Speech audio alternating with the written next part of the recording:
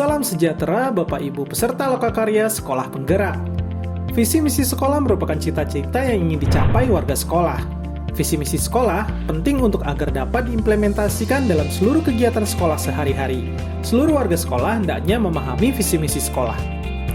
Jika warga sekolah memahami visi misi sekolah yang ditetapkan, maka cita-cita yang ditetapkan melalui visi misi sekolah akan mudah tercapai.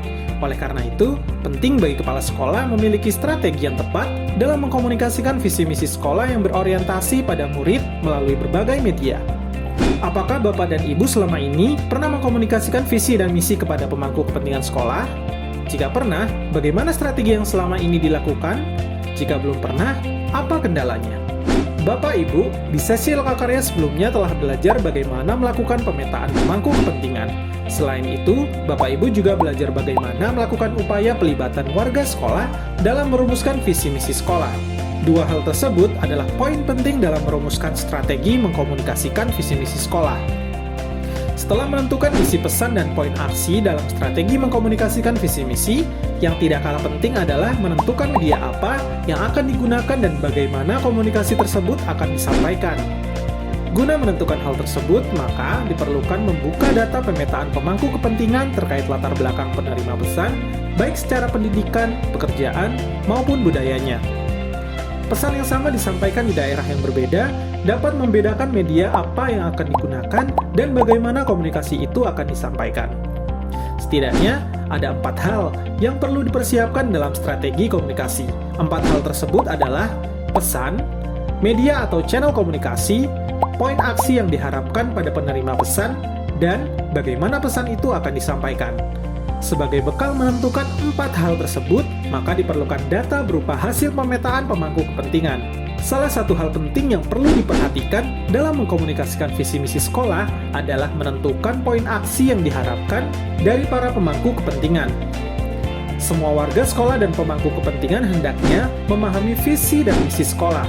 Selain memahami, warga sekolah dan pemangku kepentingan harus mengetahui peran spesifik mereka dalam mewujudkan visi misi sekolah. Berikut adalah beberapa contoh cara mengkomunikasikan visi misi serta cara melibatkan para pemangku kepentingan. Sebagai contoh, di daerah yang warga sekolahnya rata-rata belum bisa membaca, maka cara mengkomunikasikannya adalah melalui pertemuan langsung. Di daerah yang rata-rata mata pencaharian warga sekolahnya sebagai petani, bukan tidak mungkin cara mengkomunikasikan visi misi melalui cara tasyakuran panen raya. Di daerah yang ritual keagamaannya sangat kental, visi misi sekolah disampaikan ketika acara keagamaan. Di daerah perkotaan yang warga sekolahnya memiliki kesibukan yang sangat padat, visi misi sekolah disampaikan melalui sesi pertemuan virtual dengan terlebih dahulu memberikan video ilustrasi. Di daerah pegunungan yang warga sekolahnya terpencar dan tidak bersinyal, mengkomunikasikan visi misi melalui kunjungan rumah.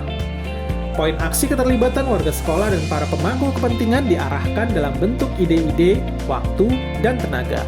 Misalnya saja, di beberapa sekolah melibatkan orang tua murid dalam kegiatan kebersihan sekolah, menjadi guru tamu, mengundang alumni untuk berbagi tentang profesi, membantu anak-anak yang membutuhkan dukungan lebih untuk membaca, dan lain sebagainya.